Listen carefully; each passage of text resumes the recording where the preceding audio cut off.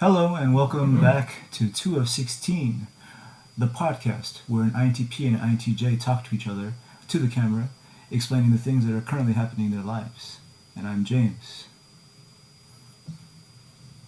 He's raising his eyebrows a lot. I'm Derek. Yeah. Hello. Hello. And the idea I had currently for this episode was to get a little behind the scenes and talk about our real lives here. Take a step back from the content we're currently making and talk about the real world things we're working on.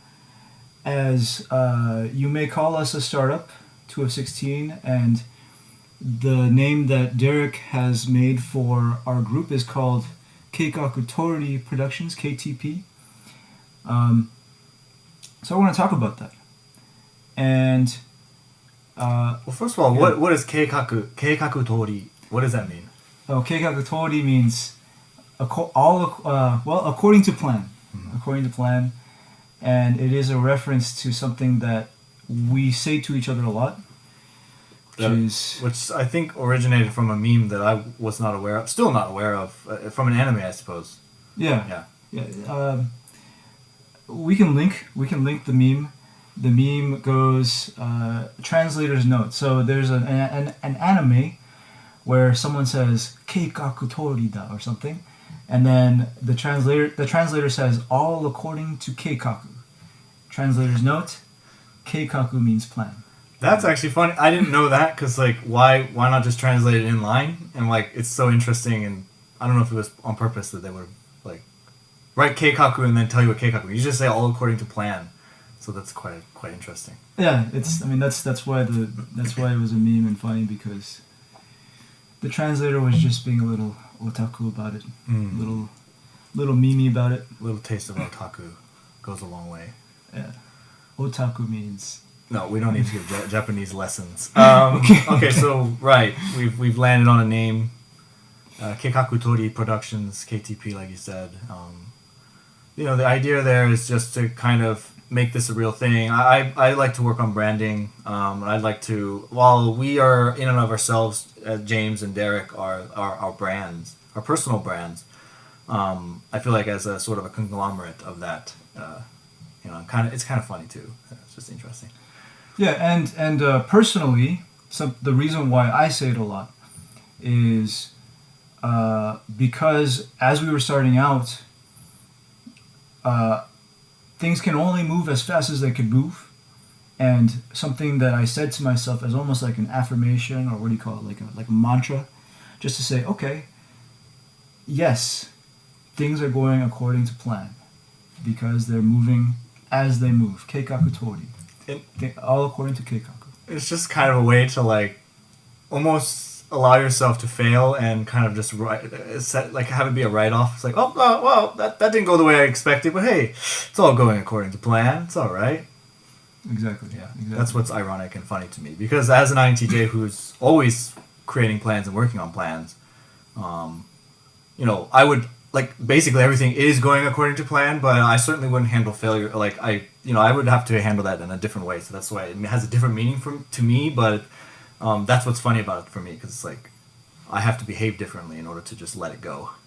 Yeah. So interesting. Yeah. So getting real here, according to Derek. Were you fake until now? Well, I'm saying pulling back the fourth wall and saying. Wait! Pulling back the curtain? Are we exposing ourselves here? Is that what you're getting at? Yeah. Well, what I'm saying is, hey. By the way, guys, we're not just a podcast. We're people with lives. So we're not just pods. We're pod people. Yeah, pulling back the curtain, saying it's been about 3 months since me and Derek have met, according to Derek, and we've had many different ideas. We've been trying many things, and the latest thing. Okay, so this podcast has been what 2 months in the making, I guess, and the latest physical thing is we are looking to make a physical meetup that is scheduled for December 7th, Saturday in the afternoon, where we met a few people interested, and we would like to meet in a physical classroom in the Gangnam area of Korea, where we learn about personality types. We meet people that have similar interests to us, like-minded people that are looking to know themselves and pursue whatever is in their souls to pursue. So that's what's coming next. I thought you were speaking a different language. I heard soul super sue. I was like, what is a super sue? Souls to pursue. What is in their souls to pursue? Because soul super soup sounds pretty good. Yes. Soul super soup from Seoul. Oh yes. Super soup. Yes. All right, that's another idea. See, we're full of ideas here. We're entrepreneurs. Everything we do, everything we experience, it generates new ideas. Were you asking me my take on what we're gonna do? Oh yeah. So what I'm leading into is I wanted this podcast to be about whenever we want to, we can document whatever's happened so far, and now we can talk about our vision for what's happening for this physical meetup coming up. So any ideas coming from you? So, big picture, it goes along the lines of why are we doing any of this? What is the goal here? And the more that we do, the more we have experimented and tried new things, the more I've met new people and have networked and kind of explored different possibilities, whether mentally just in my head or physically, in the real world during other meetups, not our meetup but other meetups and other social gatherings, social events. It is sort of cleared up the vision for me slightly more with each passing day, and the more experiences we have, and the more patterns I get information. I get information from people through things they both say and don't say. Subconscious, unconscious, all this stuff kind of pools together. And so the idea here is, I've noticed just over the period of over the span of my lifetime too. These are just observations that have that are just being reaffirmed. People tend to. Okay, I don't want to make statements though. That's the problem. But this is the hypothesis. People. Okay, hypothesis. Good. If it's a hypothesis, can you say it? Yeah, because then it's safe. Okay. I had to give it a different name or something. The hypothesis is people don't really know themselves. And this has created, or could create, theoretically, I was going to say the ability, but rather so everyone has potential. I think we've touched base on this before, maybe not. We've at least talked about it personally many times about potential. And honestly, what I would like to see, me being the kind of person who wants to change the world, so to speak, and usually to better the human race, but just generally to make things better. I feel like if people can work to their potential, obviously not perfectly, but to the closest that they possibly can, they can both strengthen their strengths, but also work on their weaknesses. How do you do that? If you don't know what your strengths and weaknesses are, or if you've lied to yourself your entire life, this happens a lot. People think that they're good at something. They go around saying, maybe they're like, oh, I'm good at picking up girls, or I'm good at doing this type of work, or I'm good at this type of sport, and I've never seen them do any of those things.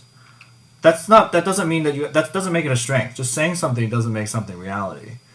So I am digressing slightly, but it all comes back around with this idea of, this is people, when you lie to yourself, you're obviously doing it for some reason, and the reason probably is fear. It could be anxiety. It could be all different types of things that are causing you to feel like, I need to show off because I'm actually being defensive. It looks offensive, but it's not. This is a form of defense that kind of paints a different reality in other people's eyes, with the hopes that they won't actually try to figure out what is really going on there. Yeah. Again, all of this is a load of BS. The point here is that we want people to kind of, honestly, I'd rather that they wipe the slate. Is that the wording? Slate. Yeah. Clean the whiteboard, and just start from the beginning. And let's make new connections. Let's start over. Let's just really figure out who we are. So how do you do that? Well, I mean, what we've discovered is personalities. MBTI. It's for someone like myself who likes to make connections, but also I'm looking for patterns, and I'm trying to solve something. So the best way to solve something is having different pieces to put together. So it's better when those pieces are finite, MBTI to me in some aspects is very finite. There's 16 personalities with certain cognitive functions, and it makes it easier for me to plug in certain things so that I can make generalizations, which a lot of people don't like, but like for me that's easier. Point here is, once you know what your personality type is, you now possess the ability to take a look at what are my cognitive functions. What is that? What is a cognitive function? Well, that's where we come in. We hope we can help people to explore those ideas, give them. We're not giving all the answers, but we're trying to say, hey, this is what it's said to be. What do you think about that? Does that align with how you feel internally? Does that align with how your life has gone thus far? And so, we want people to think or feel, depends on if you're T or an F, about this. Well, that's not a proper sentence. Basically, take this information and go, really just sit down and be like, you know what? I have been doing this a different way than I should have. Or, this thing that I've been doing every single day my entire life, if I just made this small tweak right here, I could increase productivity by 50%. An INTJ way of looking at things, or just generally, I can improve myself as a person. I can improve myself as a family member, father, son, daughter, sister, worker, boss, church person, I don't know, just person in society. So more digressions, a lot of bouncing around here, but again, come to the meeting, you learn about yourself, you learn about your personality type, and what's almost equally important to me, at least from my point of view, in my hypothesis is learning about other people. I've also, another observation I've made, people not only do not know themselves, but they know even less about the people around them. Oh. I almost used Korean. Especially because of technology. I mean, we are both software engineers in a sense, and I will constantly trash technology. I doubt you would, but I will constantly talk trash because you got people on their smartphones, you got people looking at social media, they're watching what other people are doing. They're not really absorbing anything more than just, they call it content, but I just call it brain trash, more or less. And so they're not actually a part of reality anymore, and they don't really know anything about what's really going on in the world, and it's certainly not in their small community when I say the word community, I honestly, one person can be a community, because inside of you have a lot of things going on, a lot of systems at play here, and those are communities in and of themselves, or I guess you can use the word system in that sense. I'll give you a chance to respond to what I'm saying, but this is something that now that I've become more clear on what it is we're doing, and now that we've set a date, I have now unlocked, or rather, how can I put it, it is now time to move forward. And once that happens, I'm unstoppable.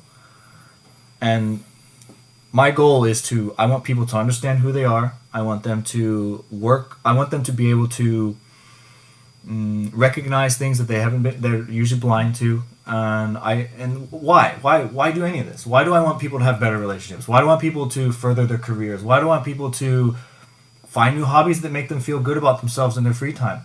Because that is valuable. And we talked many times on this podcast about value and how to create value. And value can be created from doing nothing, essentially, just by knowing who you are and knowing what it is you're capable of, and also be willing to do something about that, though. That is a big part. But how do we gauge that? Well, did you show up to our meetup? Because if you did, you're probably on the right path, right? If you said, "Oh, well, I don't want to go," because as soon as you make an excuse, anybody can make an excuse not to come.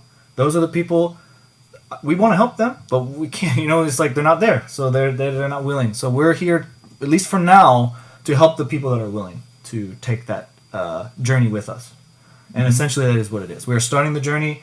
We're loading the bus up with people. And we're on our way to, what did you want to call it? Happy Town. I don't know.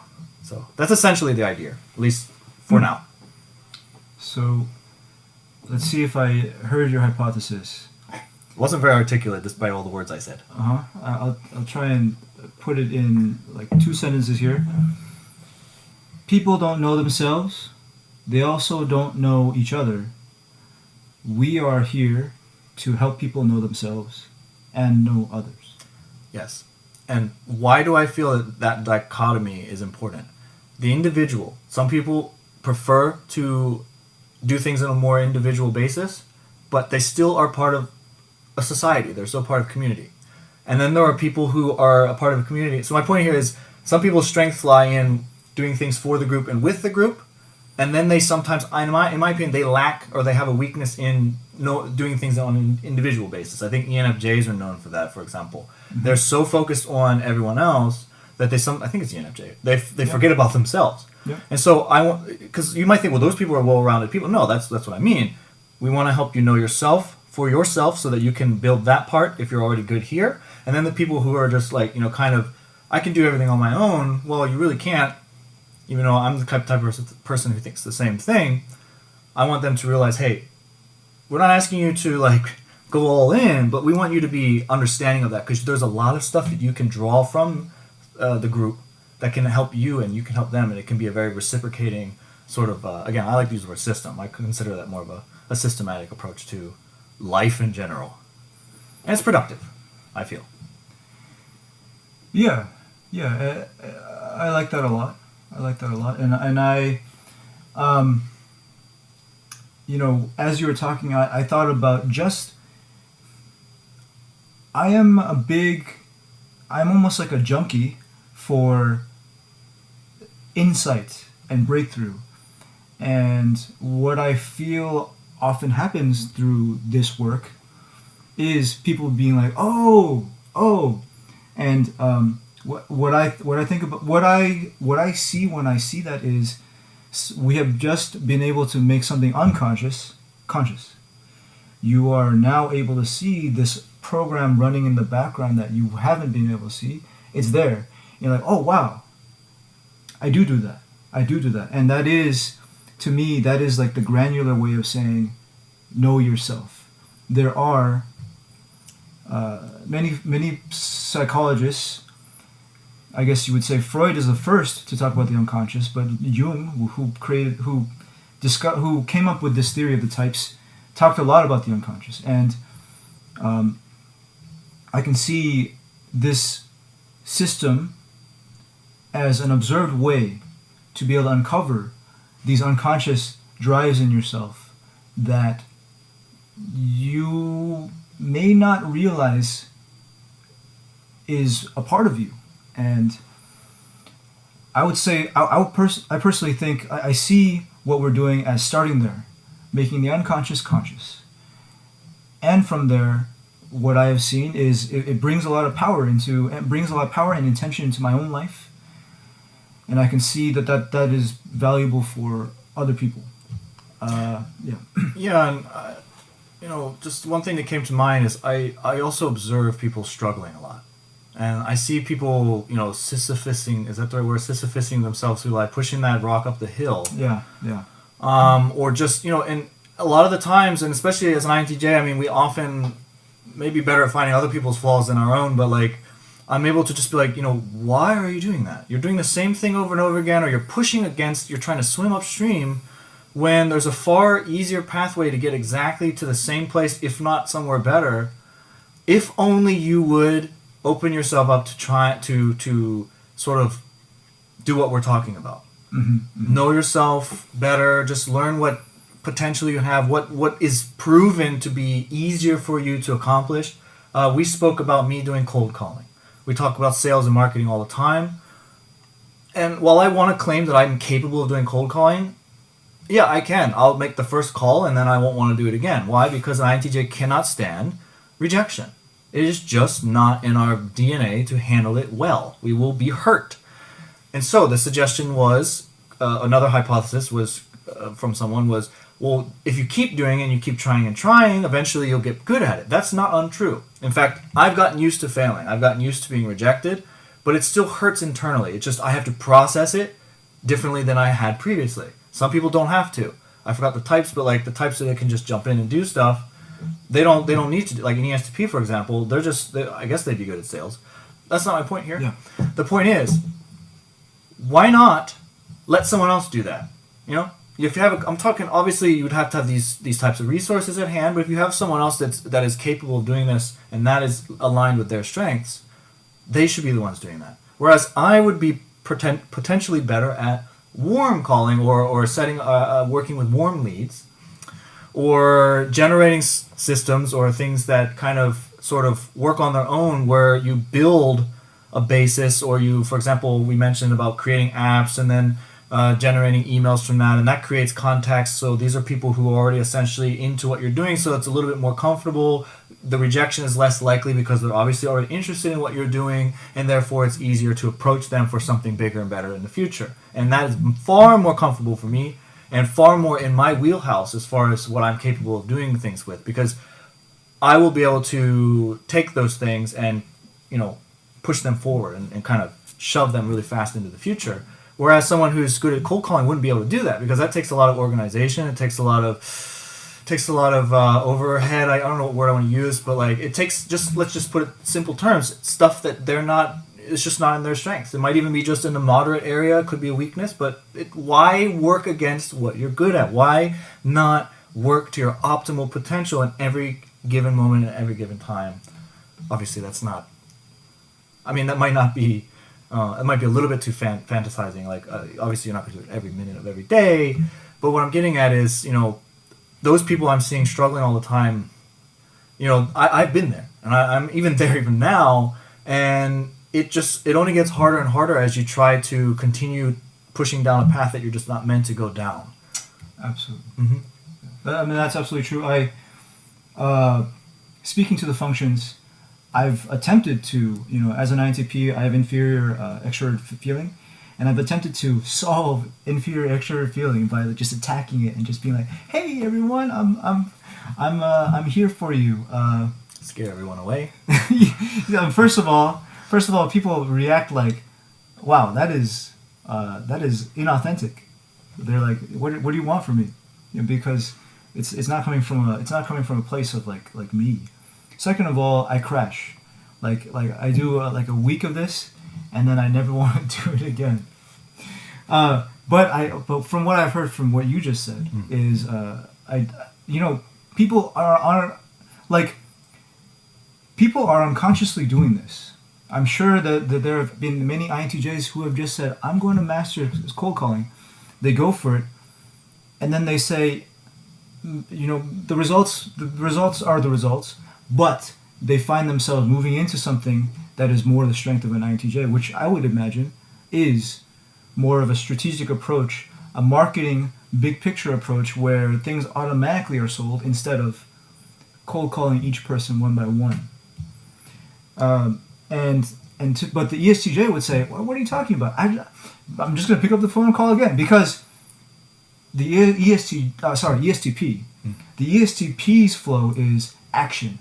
So you give me these 300 people on the list, I'm going to attack each one, and it's going to be like a beautiful back and forth and like me figuring out in the moment how I can best navigate around this conversation so that they buy. And each one is like this fun little game. And so they're in the flow when they're doing cold calling. Whereas someone who is not built that way will struggle. I'm not going to say that it's not possible, but there's a different flow. There's a different flow for each person. Yeah, it's just like when I think about sales, like it's just even if let's say I'm capable of doing cold calls, INTJs. I mean, what is sales sometimes? What is useful sometimes? Sometimes becoming the friend of the person you're talking to, that can sell things sometimes. Or knowing the right things to say. But like, are INTJs known for getting in touch with people, or just like being in the moment and knowing like what the right thing to say is, or like how to persuade someone? We're literally the people who will the whole point about us is that we say what we believe is true. You can't tell someone you will buy this, because that's how the INTJ wants to say it. That's TE, and that's just a way we all the morals and all that stuff all put together. You will buy this because I know that's something that's good for you.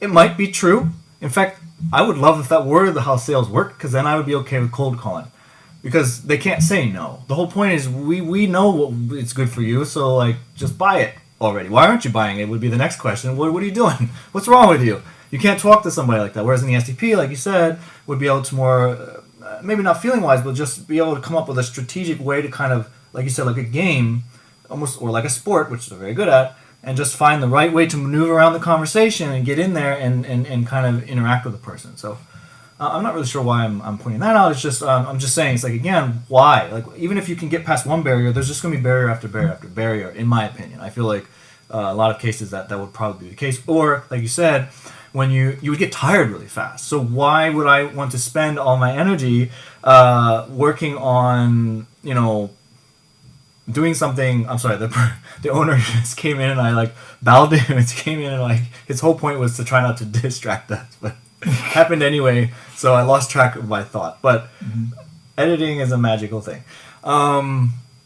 Yeah, so I'm more or less just beating a dead horse here. And you were saying why get good at something that makes you tired? Yeah, because the point is, it's like our goal, at least my goal, most of the time, is to get as much done as possible. Not so that I can do a bunch more. Actually, I mean that is kind of how it looks. But honestly, I want to get to the point where I don't have to do anything. INTJ doesn't want to do anything. We are probably it's weird. We're the laziest people, but at the same time, we work harder than most. That doesn't make sense because INTPs are the ones that you normally think are lazy. I'm sorry, I'm pointing at you, but like I'm not saying you're lazy, but they're known for being lazy because it's the other way around. It's like they start out not doing much, and I think they maybe move into doing. I don't know. Maybe they never do. But our goal is to never have to do anything ever again. We want to create these huge, massive, awesome systems that just run on their own, benefit from that, and be done with life, and just veg. Yeah, I mean, I can explain that. However, I do want to tie it back to the meetup for now. Just for now. No, please do. Okay. So yeah, what I heard you say and what we're getting at here is there's a vision, which is we see a world where people know themselves better and know each other better. Tying into that, by the way. But first. Is there anything directly for December 7th you'd like to talk about? Or is it better for us to have a more conceptual discussion? I think conceptually discussing it is better, namely because I feel like if I'm telling you what's going to happen, then it's as if I already know what's going to happen, and frankly I don't. I just know that we have ideas on how to structure the... for me, I see it more as like okay, here's what we're doing, guys. This is what we'd like to happen, but let's go. Let's just have a go at it. Okay, I can say a few things that for documentation. We have found a meeting room in the Gangnam area which has 25 seats. It's a classroom. 30,000 won per time, and we're just gonna try it. We're gonna try this out for the first time. What I'm thinking about doing is making a presentation, introducing the functions. Introducing the functions is my idea. Actually, maybe before that, I'd like to talk about why even do this in the first place. Those are the ideas that I'm having right now. Yeah, and I mean, this is why I didn't quite want to talk about this, because I immediately see that not being a good idea. I think the latter part that you explained, which is actually the first part, is I think a very quick, because we only have 2 hours, a very quick presentation just saying, hey, this is what we're all about, this is what we'd like to see happen. Maybe get really quick feedback if anybody's not nervous, because I know everyone's going to be nervous and not want to talk yet. And then I want to come up with some sort of icebreaker and some way to get people kind of just like ready to talk, and then let them go. Because what I imagine is talking about the cognitive functions could take the entire 2 hours, and it turns into a really boring seminar. Mm-hmm. Well, okay. I see. Well... So, that doesn't mean I don't want to do that. It just means that I'm not ready to say, like, this is what we're going to do. Because our goal is for the people who don't understand these things to know them. So I want it to be a very fast thing. So what I picture is a visual aid that is there for the entirety of the 2 hours. So that the individual who doesn't know anything can take a few minutes, learn a little bit on their own. Or, what would be really beautiful is maybe not just us, but if other people know about this stuff, they can be like, hey dude, I know about this stuff, maybe I can explain it to you. Or, maybe I know a better way to do it. Because we're not just looking to help people, we're looking for other people that are really into this type of thing, and that are also potentially wanting to help others as well. Because building a network, building a community isn't about just us controlling and doing everything. It's like what you know is also valuable and precious, and that can also, not only can you impart that on others, but you can also use that experience to build yourself. And if we can have them do that without our hands, I don't know what word to use because I was thinking in Korean and spoke in English. If we are to not try to, I'll just use the word control how that goes, I think it'll be a little bit more natural, etc. And then where we come into play is when we notice there's like, things aren't going the way we'd like them to, or just generally like people are not talking, then we come in and mix things up a little bit, or maybe we stop the meetup and say, hey, okay, well, let's talk about this, because I feel like it's better to kind of, and I feel like you'd be better at this than I would be, to kind of read the room, read the situation, and gauge how we should move in the moment as it progresses. Some ideas just came to mind about how, okay, thinking in terms. I won't use funnel. I won't use just okay. Sorry, but thinking in terms of levels of commitment. The fact that they attended the meetup is a certain expression of their interest in this topic, and then what I can see as the very easy ways for them to engage further is, first of all, we could create perhaps like a shareable PDF with information that we'd like them to know they can take home, they can engage with if they'd like. And also QR codes for a Discord channel. Maybe they can share emails emails could be how we give them the PDF. But those are like two ideas I'm thinking about. Like ways that they can continue to engage with us with like the minimal commitment required. Yeah, I immediately agree. Discord, a Kakao Talk chat room, which is quite a pain. Telegram, which people are kind of against these days. Koreans in general are. Yeah, that type of thing. Whatever, because I don't really need to add to that. I mean, it's all about spreading what we're doing. So QR codes galore. I mean, we will have a whiteboard. I don't know if we have a projection, anything like a projection screen or something, but we'll just try to facilitate that. I'm just thinking more along the lines of the meeting in and of itself. I feel like we're going to draw in different types of people, not just people that are interested in learning, but people. I feel like we're going to have like mini experts there. I mean, who don't know? I mean, eventually, because people who have already quote unquote RSVP'd without actually signing up yet, because I only just today posted on only one platform the event itself, have already told me I want to go. They signed up to they connected with me on LinkedIn, and I said just send me a brief message, just say like I want to come to the meetup, and then you will get an invite. And then, or rather, you get the link, and then you can join. And some of those people already know about MBTI, and that is why they want to come, because we're also trying to facilitate a space for people who are already into it. Because Korea's, to an extent, already obsessed with it as it is, but there are people who are like us or similar to us, let's say, that have ideas too, and I feel like those people will be there as well. So I'm picturing a mixed bag, not just a bunch of beginners coming in and be like, "What's MBTI?" So like you said, with the levels, I think we're not just kind of level 1 people. I mean, we have all sorts of, from all the levels, showing up, potentially, to the first meetup. And that's great levels of awareness.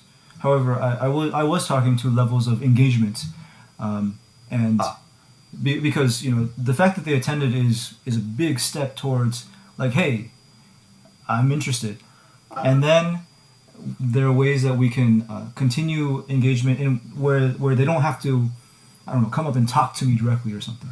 Yeah, I guess we're both kind of looking at two different things at the same time. I'm speaking more towards the idea of explaining the cognitive functions. For example, if we figure out that, let's say 10 people show up and 8 out of 10 already know them, I don't want to speak to just 2 people and then those 8 are going to be, they're going to disengage and want to leave. Mm-hmm. So that's what I meant by we have to kind of gauge the room. So, I mean, most meetups I've been to, they'll have, the meetups we've been to are very informal. The formal ones I've been to, especially with Korean people, they will sometimes have like a quick presentation or just have something on a screen for the entirety.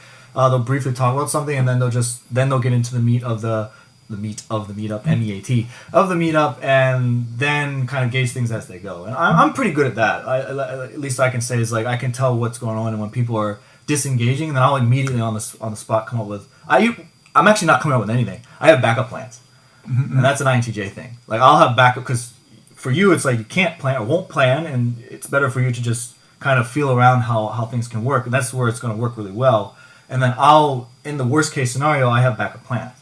Depending on what types of people show up and the amount of people. If you have 25 people, that's different. It's a different story than if you have 3 people. You definitely have to engage differently then. And that's actually can be even better. I mean, having fewer people. I don't want to use the word better. I'm not trying to. What's the word? I'm not analyzing that. I'm not analyzing the quality of how things are or whatever. I'm just saying, like, you have to change how the meetup runs. Don't have to, but should, because a lot of meetups don't do that. They just throw people in a room, tell them to buy a drink, and just let things fly. And they think that's the magic, just like how things work, and like, oh, this is great. People keep coming, people keep showing up. Are people getting value? Are they leaving with value? Nope. They're leaving with slightly less money in their bank accounts and time gone in their life. Yeah. Maybe a couple phone numbers, maybe somebody to date later or go out and hang out with or drink with, but that is, sorry, but to me, very useless. Yeah, there's definitely a lot of room there, a lot more thought that can be applied towards delivery of value in an effective way, efficient way. What was I reaching for here? Well, that's what we're essentially doing. Is we're not so like. I'm a very structure-oriented person. I'm not trying to manhandle a meetup either. I'm not trying to do exactly the opposite of what I just described. We are trying to finesse the formula till we find the right combination. But beyond that, our goal is to work on identity, empowerment, emergence, all these things we've talked about in the past. And for us to know how to approach that, we need to know how others see, feel, think, I don't know what word used there, about that. And we can't do that unless we create this first meetup. So the first meetup is very experimental. It's going to be also very, I don't want to use the word turbulent, but, we don't know how it's going to go. It's very unpredictable. Open-ended, so to speak. So that's why I feel like we just start out with a splash of structure, just a little bit of direction, and then see how it goes. And then, again, like I said, I have ideas on how we can approach it after that and see how things are going. But the main theme is, what value can we create? What types of feedback do we get later? And all that stuff. Once we figure that out, then, and only then, will we fine-tune the meetup such that it is optimal for the right group of people. Because some people are going to not like it at all and be like, oh, well, this wasn't for me. Or, which I really love this, some people are going to come and be like, yeah, it's not for me, but I know somebody who's going to love these guys. Mm-hmm. And that's exactly what I'm looking for here. So I want people to leave with that kind of feeling, that they've either gotten something from this or that they know of someone whom they can refer the meetup to, and then that person will potentially become a part of this organization. And they don't have to come to the meetup. Discord. They can join our Discord and hang out there. I mean, you never know. Yeah, we're all about growth. As we discuss this, I hear the opportunity, maybe the need for asynchronous, continuous delivery of value in the form, in my thought right now, is in the form of a website where they can explore further for more information. For example, that's where we can put the explanation of the 8 cognitive functions. We can provide all kinds of information as people need, so they can explore that as they want. We can even put information about the meetups there, so that, and also the newsletter can have that there, so that there's an additional way that we can continue to deliver value to them if it's not the time in their lives, if it's not the time to commit to the next meetup, for example. There's just so many variables. I mean, different types of people learn different ways, they engage in different ways, the date that we chose might not work for people that are just really wanting to come. And so they'll either come to the next one or they'll keep in touch through the Discord, they'll have access to a website. That's the whole point. Why create so many facets, so many pathways? I don't know what word I'm going to use, but different ways to sort of become a part. Let's just say part of the community. Providing that is very important. And avenues, pathways. The image that came to my mind is nets to capture people as where they are, to catch people where they are. But I don't know what you think of that. I mean, it sounds like human trafficking, but yeah, like you said, where they are in life, etc. I mean, and eventually, my idea is that the meetup will also give birth to other meetups. So we will maybe have levels of meetups. You'll have your beginners meetup, you'll have your intermediate and advanced meetup. That's just a really rough draft idea, but you get what I mean. MBTI for business people, MBTI for entrepreneurs, relationships. That was an idea I haven't had a chance to talk to you about. I got a really good idea from someone I spoke to at this weekend. In fact, the idea came up on Friday, and then yesterday I was with a group of so basically it was two INFPs, two INTPs, an ENFP, and my poor INTJ self, the only J in the group. Wow. I spent the entire day with them yesterday. All five of them are artists, so that was also very interesting. But the idea was what's called sogeting in Korea. Yeah. People keep complaining like I have this boyfriend, he's this type, and we didn't get along, blah blah blah. I'm like, well, I said you're doing the same thing. You're trying to make something work that wasn't meant to be. You have an ENFP with an ISTP boyfriend who doesn't want to go out, doesn't want to do anything, doesn't want to be bothered, doesn't want to have a deep conversation. I said, so why are you dating that person? No, they're actually broken up. But the point here is that relationships are just as important here, and you can learn what types are good for you, what types are, or potentially, and so, or if you know more about yourself, know more about how ISTPs function, you can now better gauge, is this a good idea? Is this something that I should commit myself to, instead of just, I don't like using this word, but wasting time, so to speak, where you could be setting your efforts elsewhere, and you avoid pain and suffering on both sides in that case. So, meetups for that. Or sogeting, which I didn't explain what that was. Like I said, I met somebody who was talking about the relationship issues in the past, problems, not issues, whatever, just experiences, let's say. And I was like, well, how would you feel about a meetup where you know that there's certain types of people there, or there's a list? Actually, there was like a website sort of idea where you can kind of check boxes and stuff and decide like what type of person you're compatible with, and then we'll kind of pre-match you so that when you're sogeting or like meetups, those types of dating meetups, it's like you'll sit at a table, there'll be 8 men and 8 females, for example. Doesn't mean you're not matched with the person in front of you, but you're supposed to try to see if you can couple up that way. So like you're ideally you'd end up with 8 couples by the end of the night. That doesn't usually work out that well, but if we were to add in the MBTI aspects where we're already predetermined that the probability of the successful pairing, so to speak, is within that group already, we have created 10x value of what you would from a normal meetup, is what I'm trying to say. Mm-hmm. And so that was another idea. Mm-hmm. And that is another thing that we can do with this. Mm-hmm. Mm-hmm. Mm. Just one thing. And I think relationships are extremely important these days because the decline in population in Korea and Japan, US I even heard, I think is declining, China, I don't know what other countries. So I think people are just having trouble with relationships these days and that type of thing. And I don't think it's a commitment thing. Some people blame it on being selfish, or just they give a lot of these reasons that they don't actually know. They don't know a damn about what they're talking about, and they just make assumptions. Whereas I would like to kind of make, again, another hypothesis is people just don't know themselves. They don't know the partner that they're getting into. They're only basing their relationships on attraction. Not even that. Korea is so weird. It's on height. Do you have a car? Do you have a home? How's your family? That type of thing. So maybe don't base your relationships on those things and base them on the types of people that you're most compatible with. And not just zodiac signs or some hoopaloo like that. I'm talking like real, like DNA, like real, like, I don't know how to, you know what I'm trying to say? Like stuff that's at least more proven. Like, yeah. Based in fact. Clear compatibility. Compatibility that is in the moment and day to day, as opposed to these other measures. Yeah.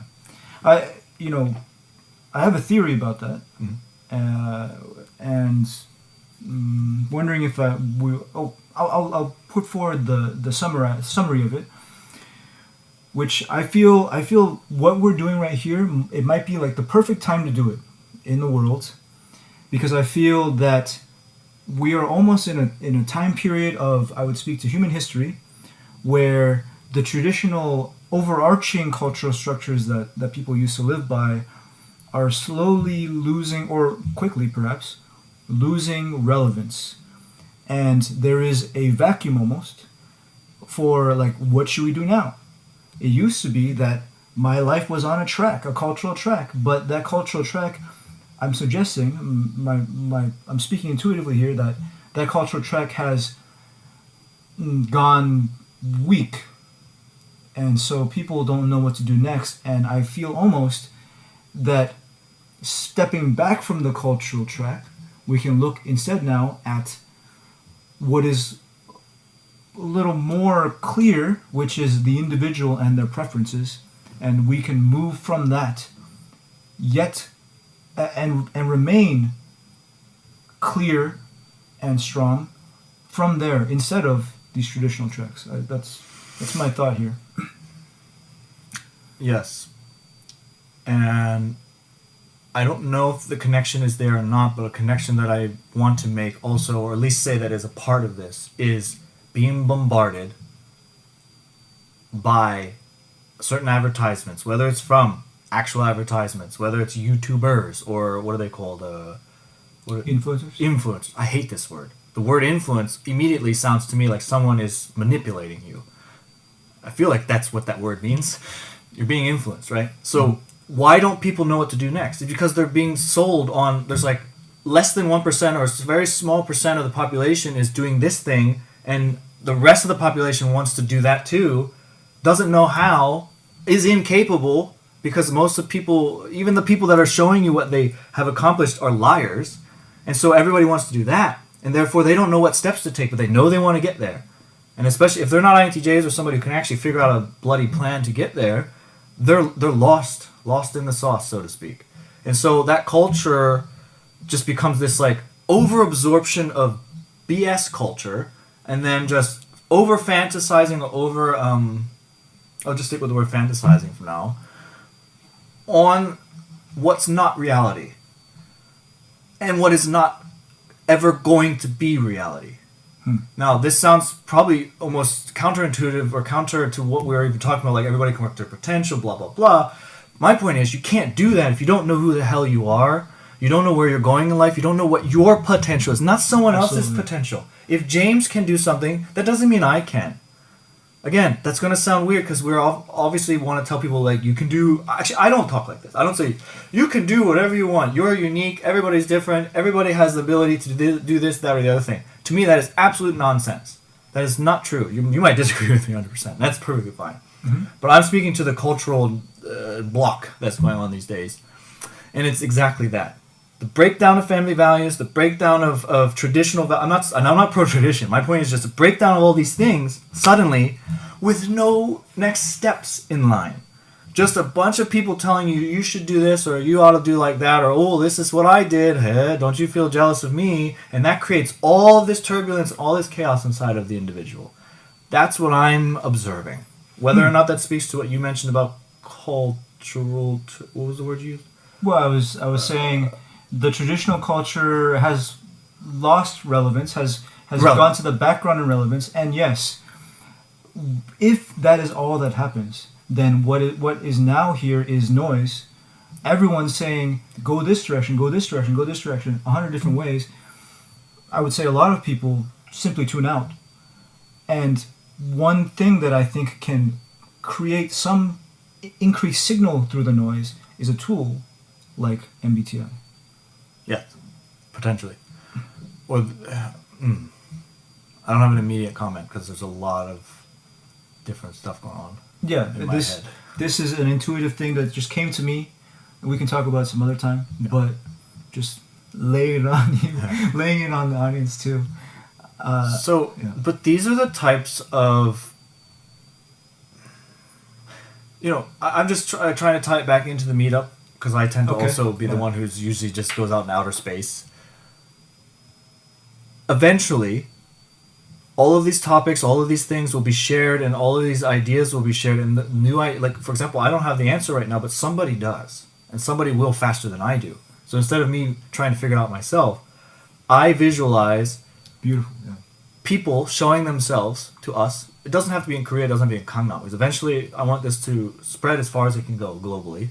Eventually, the people who have the ideas are going to show themselves, and then we're going to align ourselves with them, all while helping everyone along the way to our ability level, to our capacity, and to our potential.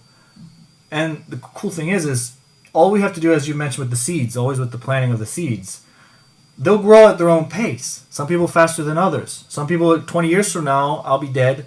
and they'll be doing cool stuff, and like it'll be because we planted that seed. So that's, that's cool too, I guess. I don't know what word to use.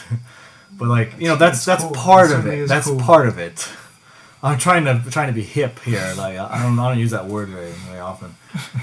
I'm just So talking about cultural tradition, all these things.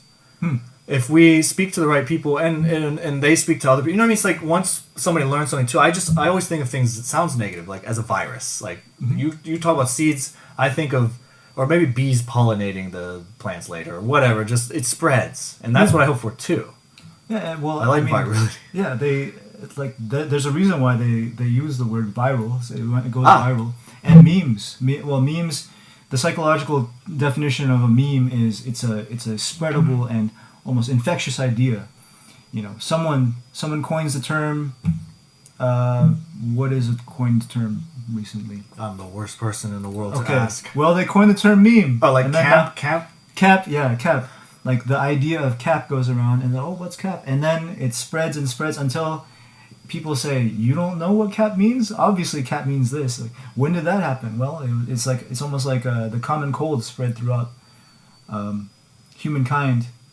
Yeah. The cap virus. I mean, while I'm not trying to create a world of jerks who are just like, well, you don't know your MBTI type? Ha ha ha. Like, that would be funny, I guess, but like, if people can understand others, then they can know the correct response to the jerk who says, oh, you don't know what cap is? Yeah, well, they might be faster to come up with your mom jokes. So no, I mean, they'll know, like, that type of person that says something like that, what's the best way to react to that? Because these are things that, like, some people think, oh, I'm just not witty, I'm not good at this or that. No, it's actually just, if you knew your types and other people's types better, you just would recognize it. Like, the more you practice, 10,000 hours of become a master, the more you know about this stuff, more you know about yourself and that person, the faster you can read them. Even, it doesn't matter your type, ESTP, NFJ, INTP, whatever.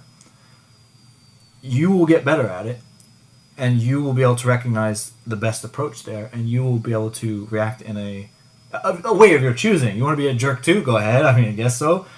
I mean, it's a double-edged sword, or rather, it can be used for good or evil. But any tool can. So somewhat like a hammer. You can use a hammer to hammer nails. You can build something. You can also break through glass, break through the wall. So it's a very useful tool, though. So I don't care how people use it. That's not my goal. My goal is to make the change. You might be caring more about the harmony of the whole system. But for me, it's just, does the system work? Yes. Okay. Good. Have fun with it, because that's fun for me. Just to kind of have accomplished this, and we're talking about reality. I mean, I know we're getting long here, but like, we're talking about things that happened recently. I mean, that's what happened on Friday. It was just the best day because I was pitching. We haven't talked about it yet. I don't think the ChatGPT wrapper that was created, so we'll talk about that in a future podcast. But like, basically, should we link it? Yeah, we'll link it in the thing, and so. That's exciting. I now have something physical that I can like do something. I can talk to people about that. Not just words, because up until now it's just, what is MBTI? Why do you know this? Why do you know what's interesting about it? People are hooked on my words, but like when you have something to show them, they're like, okay, well here's something tangible, especially for the S's out there. Oh, so I'm speaking now to 50% more people than I was previously. Okay, that's so true. And for me, that's great because all the tea in the world doesn't matter if you just what's something in the wind, a fart in the wind. I don't know. It's just rendered impotent without the right tools and the right things. So it was just, anyway. The experience was awesome. I was able to pitch 4 times in a row, and I got better with each one, and just the energy was there. It's like I talked to over 30 people, and even as an introvert, you might think, well, oh my God, you must be an extrovert. No, I'm excited when I'm talking about something that we've accomplished or that is of interest, and that is where that energy came from. That being said, it was very productive. I think I texted you somewhere like 8 p.m. I think I used an expletive, but I was like, I'm teeing the out of this meetup, and it was just because I was so pumped about it, and that was also, I'm just bringing this up because we were talking about what we're doing these days, and this is what I'm saying. It's like we're also not trying to like force MBTI on people, or like this what do you want to call it? These theories or whatever. they can be fun. They're meaningful, and so I'm also hoping that we're creating that sort of energy in the different types of energy for the different types of personalities through the things that we imbibe English. That imbibe is consume. Yeah, I know that's not what I meant. Oh, okay. I meant the things that we share with them. Things. I'm not very eloquent these days. It's podcast. That's what's cool about podcasts. I could literally just start talking about whatever. Ooh. Yeah. So I just wanted to share that, if anything. It's just that we are excited to do this stuff. So we're not just here to, I don't know, stroke our own egos, sure, but like, I mean, just like to say, like, there's a lot of stuff going on and that's just the tip of the iceberg. So there's just so much more coming up in the future, and then we want to share this excitement with everybody so that they can also become a part of it. And the same meetup that I'm talking about now, I met two people that just were so into what I was talking about that they came to me towards the end of the meetup, and we stayed together for an hour and a half. We went out and had some ramen together at 11 o'clock at night, had a really great time, and now we're connected, and we're going to I'm going to be talking to them more, and we're going to be pursuing ideas with them in the future, more of a collaboration, because they're both doing their own thing, and it's really, really beautiful. Another word I don't use very often. Absolutely. And one thing I wanted to say about this is, yes, the content, whatever we're adding here, I think is valuable. And I also think what is valuable about what you're doing there and what you're talking about is just the energy itself. The energy and the enthusiasm, and this sense of progress. I might suggest that this is also very valuable in the world.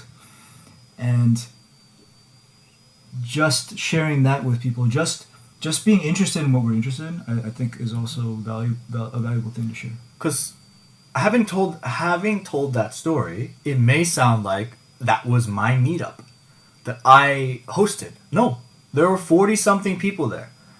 Why is only 1 out of 40-something people doing what I did? So that's why I also feel like I'm on the right track. If I'm that into what I'm doing, but also able to captivate the entirety of it. And this was an AI meetup. Had nothing to do with MBTI, but I turned it into AI/MBTI. And that's what's also cool. MBTI can plug into everything you do, which is great for me because not only can I convert any conversation into MBTI, but I can also reconvert it or convert it back to what it was. James created the AI via, what's it called? ChatGPT, Custom GPT. Engineering, what type of engineering? Prompt engineering of ChatGPT, created a really quick tool. That tool has become literally my hammer right now. For now. And it's only just a tiny little hammer for like chipping little rocks. I mean, we're going to come up with a sledgehammer pretty soon because we're going to keep building this and along with other things. Point again, I know that we're doing something important because why aren't there 40 different individuals doing what we're doing? They're obviously I'm just here to learn about AI. Oh, I'm an AI engineer. Or vice versa. There's a lot of people there that aren't into AI at all. They're just interested. To me, that's really boring. That just means that you're filling the time until you hit the grave eventually. So I was able to kind of come in there, and everybody else had energy while I was talking. Like everybody, you come in looking like I just finished work, I'm tired, it's Friday, but I'm here to have a nice time and talk. And it turned into this energetic thing. I wasn't the only one that was pumped after that. There was a guy in front of me just constantly asking me questions. Another guy was smiling and talking about something, and we were talking about MBTI. And these are the same people I've observed in previous meetups. The same exact people just kind of sitting there and talking. Yeah, sure, they were having a nice time, but they were not intellectually stimulated or just, I don't know what other type of stimulation it was, but it was some sort of psychological stimulation that was created, or rather, what's the word, like, spread through quantum entanglement or something of my energy. Like my energy spread to them, and that was also interesting for me. As an INTJ who just like doesn't understand people really in that sense, scientifically it made sense. So it was quite intriguing how I was able to do that without any feeling. Because connections to me, I usually equate with some sort of empathy. Yeah, empathy, is that the right word? And there was none there. Yeah, I mean, I hear it's a very TE way of connecting. Like, hey, this is what I'm doing. This is the direction I'm going. And everyone's like, that's an awesome direction. And that's the conversation. I was called an ENTJ multiple times through the meetup, by the way, because sometimes I'll ask, like, what do you think I am? Or they would ask me what I am, and then they would guess before I can answer. I was called ENFP a couple times because I was a little bit all over the place. It's just, you know, that's something that we also want to teach eventually, hopefully, is that while there are stereotypes, I mean, most stereotypes are exactly that, just stereotypes. But like, not all INTPs or all INTJs are a certain way too. So I hope that we can, once we've taught the fundamentals, we can then, once we get into more advanced topics and advanced stages of understanding MBTI, they will realize, this guy who's almost always in a social setting seems like an ENFP is still 100% hands down an INTJ. It's situational. Yeah. And not everyone always acts the same way all the time. And it depends on the circumstance. If you're with friends, an INTJ behaves like I am now. Whereas yesterday I met, like I mentioned, the group of artists. I was completely silent for the first 4 or 5 hours. In fact, I suddenly said something after being silent for that long. They were speaking Korean the entire time, by the way. And I said something in Korean. They're like, they were like, he speaks Korean, and they freaked out because they thought that I didn't understand a word that they said the entire time. And when they realized I did, though, they were really shocked, but also like, self-conscious suddenly because like, he does understand. And they also became more interested in me and started talking to me a little bit as well. But they still gave me my space because they're all, INFPs, INTPs, and things like that. So they understand not to get too intrusive. But it was really fascinating that happened as well. So point being, INTJs are different, just like INTPs are different in different situations. ESTPs are different in different situations. So, yeah, and I think we use what tools are available to us that seem most relevant in that situation as well. Yeah. I had the thought, if you are in the Korea area, feel free to join us. The meetup is public. We will put a link on the description of this video for the meetup, and we will continue at the meetup. So if you watch this after December 7th, there will be more. And not to put too much pressure, but there are limited seats. So worst case scenario, actually I don't know how to handle that, but we're limited to 25 seats currently. Well, we'll put links for other ways to engage with us. I mean, that's not like a door slam or like, it's just, we're very welcoming. And in fact, we'll accommodate if possible, but I don't know why I felt like I needed to say that out loud. Oh, well, yeah, it's the truth. There are limited seats. We got a 25-seat place. So, if you'd like to join, be the first 25 to RSVP. Or 23 now, I guess. No, I have 5 people. Well, if we count ourselves. That's what do we count? I don't know. I will not seat myself. But. Okay. Yeah. All right.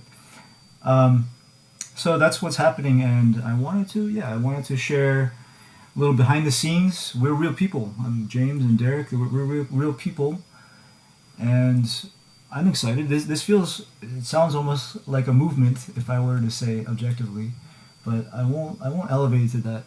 I don't feel like that terminology is. I don't like that word. Congruent with you? Okay. And it's not just, especially not now. Okay. Because it's not. All right. Well, if there's nothing else you'd like to talk about, then this has been great for me. And if this is before December 7th, look forward to seeing you if you'd like to join. If it is after, or if you don't want to come, then engage in any other way that you would like. And we will see you next episode. Bye.